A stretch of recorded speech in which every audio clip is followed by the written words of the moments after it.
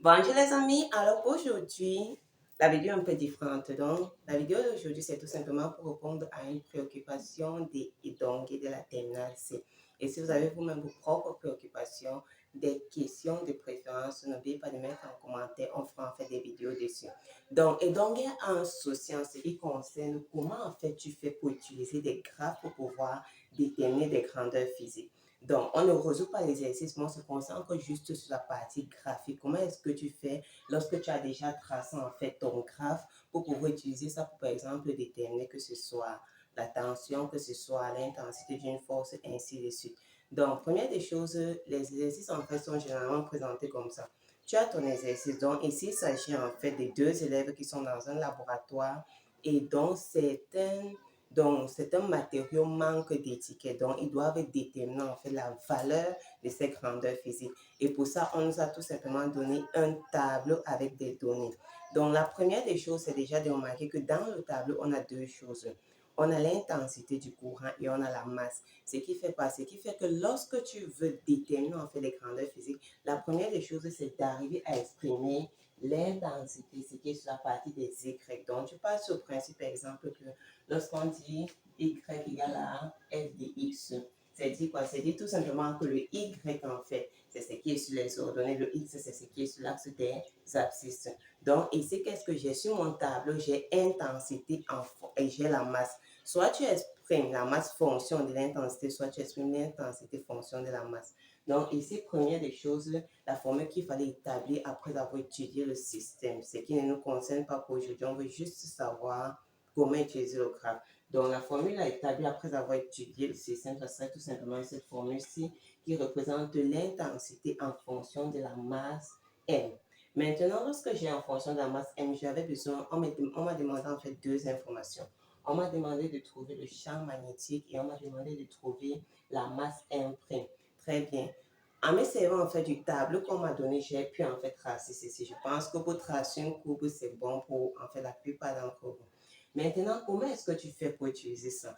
Pour comprendre ça, on va repartir en fait sur ce qu'on nous a dit en classe de quatrième, troisième. Ça, c'est quoi? C'est tout simplement une droite. Et on a dit qu'en ce qui concerne une droite, on avait en fait l'écriture, l'équation réduite des droites. C'est-à-dire quoi? C'est-à-dire que lorsque tu as n'importe quelle droite, son équation, c'est sous la forme y égale à a de x plus b.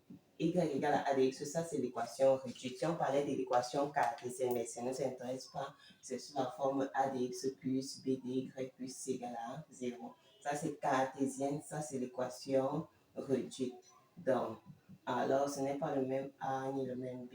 Donc, c'est-à-dire quoi? Lorsqu'on a l'équation réduite d'une droite, on a dit qu'il y avait deux choses. Ce A, ce qui est devant le X, représente ce qu'on appelle le coefficient directeur et ceci représente l'ordonnée à l'origine. Ça veut dire en d'autres termes quoi? En physique notamment, on appelle le A, c'est la pente. Ça là, c'est l'ordonnée à l'origine. C'est-à-dire par exemple que comme mon exercice, je vais déterminer deux choses. Je vais déterminer l'intensité du champ qui se trouve ici et je vais déterminer la masse M'. Maintenant, quand j'ai pu établir ceci en étudiant le système comme on sait, maintenant, ce que je fais, c'est quoi? Je remarque que pour déterminer le champ, en fait, il se trouve sur tout ce qui est ici devant. Donc, le tout, ça serait de résumer, en fait, quand tu as pu établir ça, c'est dit quoi? Sur l'axe des ordonnées G et sur l'axe des X, G, M. Ça veut dire que ça, c'est une équation qui se met sous la forme d'un Y égale à 1 A de X plus B. Ça veut dire que mon X ici, c'est bien sûr ce qui est sur l'axe des X, la masse. Mon Y, c'est quoi? L'intensité du courant. Ça veut dire que la pente, le A, c'est tout simplement toute l'expression ci et le B, ça sera en fait toute l'expression ci. Ça veut dire que toi, pour pouvoir déterminer, par exemple, le B, tu as besoin de trouver la pente en fait de ta courbe. Et pour trouver la pente, c'est très simple. Qu'est-ce que tu fais? Quand tu as déjà en fait tracé ton graphe, tu prends juste deux points qui se trouvent sur ces graphes. Et il faut comprendre que lorsque vous tracez la droite, tous les points ne sont pas obligés d'être sur la droite que vous avez tracée. L'essentiel, c'est en fait que la majorité des points soient sur cette droite-là, mais pas forcément tous les points. C'est dit quoi? C'est dit qu'ici, quand j'ai tracé, par exemple, ces deux messieurs, ce n'était pas sur la droite, mais c'est pas grave.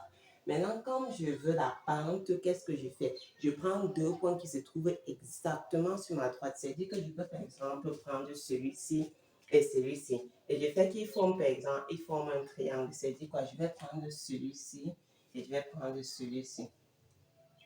Donc, je prends ça et la formation d'un angle droit ici.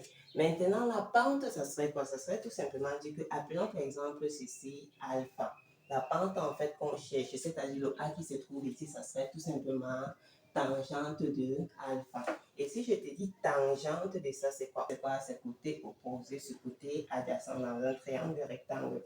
Maintenant, pour trouver ce monsieur, c'est en fait la distance ici. Qu'est-ce que toi tu fais? Pour trouver cette distance, si tu regardes que lorsqu'on dit la distance ici, c'est quoi dire? C'est la distance de A jusqu'à 5 moins la distance de A jusqu'à 2. Dans d'autres termes, comme le tangent, c'est dit qu'on regarde ici. On regarde son ordonnée, c'est qui? C'est 5. Celui-ci, je regarde son ordonnée, c'est qui? C'est 2. Je fais tout simplement donc le plus grand, c'est moins 2. Donc, ça va me faire la distance si c'est bien 3. Vous voyez que c'est écrit de 2 jusqu'à 5, c'est 1, 2, 3. Maintenant, côté opposé sur côté adjacent. Maintenant, si tu veux la distance, ceci c'est dit quoi? C'est dit que tu regardes le plus grand, c'est-à-dire 0,025 moins celui-ci, c'est-à-dire 0,007. Donc ça, la valeur que ça te donne, c'est en fait ce qui va représenter notre A, c'est notre coefficient directeur. Ce qui fait que quand tu trouves en fait la valeur que ça t'a donné, maintenant qu'est-ce que tu fais? La valeur que ça t'a donné, c'est représente tout ceci, le coefficient directeur. C'est-à-dire maintenant que comme j'ai déjà trouvé ceci, je viens de dire tout simplement par exemple que mon jet sur le AC fois le champ, c'est tout simplement le tangent de alpha, c'est-à-dire ce que tu as trouvé. Comme c'est le B que je cherche, je tire mon B. C'est-à-dire quoi? C'est-à-dire que si on tire B sans multiplier, on aura quelque chose comme notre B serait égal à A. Donc, ça va faire G sur AC fois tangente de alpha. G qu'on t'a donné, A si on t'a donné tangente de alpha, c'est ce que tu as trouvé. C'est ça qu'on appelle en fait la pente en physique. Maintenant, parlons maintenant de ce monsieur ici. Après avoir utilisé ta pente pour trouver tout simplement le champ magnétique, pour pouvoir trouver le B'C6, c'est ce qu'on a dit l'ordonnée à l'origine. Le B, c'est ordonnée à l'origine. Ça veut dire que pour x égale à 0, c'est là que ça commence. L'ordonnée, le y, c'est combien? Pour trouver l'ordonnée à l'origine, c'est en fait très simple. Tu dois bien tracer déjà en fait ton graphe parce que si tu traces mal, tu auras mon ordonnée à l'origine. Parce que pour pouvoir trouver, il faut tout simplement projeter, continuer à descendre cette courbe ici. C'est-à-dire que comme tu as à ta droite, tu descends juste ici, tu vois là où ça touche l'axe des axes, et voici ce qui va représenter notre B, notre ordonnée à l'origine. Donc l'ordonnée à l'origine, en fait, c'est lit sur votre graphe. Quand tu lis ton ordonnée à l'origine, ça veut dire que tout ceci représente en fait la valeur que tu as trouvée. Ce qui fait que l'inconnu que tu veux à ce niveau, tu tires tout simplement, tu obtiens ton M'. C'est en fait comme ça qu'on procède lorsque vous avez affaire à des graphes que vous voulez déterminer, par exemple, une grandeur physique. Première des choses, il faut arriver à trouver la bonne formule en respectant bien sûr tout ce qu'on avait jusque-là, c'est-à-dire comment étudier les systèmes, appliquer les lois de Newton, ainsi de suite. Quand tu as pu maintenant trouver ta formule, tu traces ton graphe, tu détermines la pente. Dans la plupart des cas, c'est toujours la pente qu'on trouve en premier. Dans certains exercices, on a besoin de la pente et de l'ordonnée à l'origine.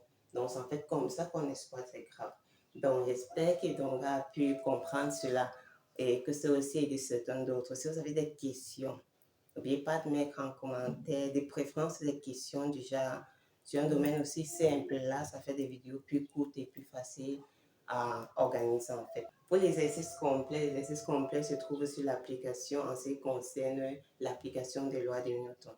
Donc, vous pouvez aller reprendre l'exercice sans regarder la correction et après avoir traité, regarder la correction pour voir vraiment si vous avez bien compris. Merci d'avoir regardé la vidéo et à la prochaine.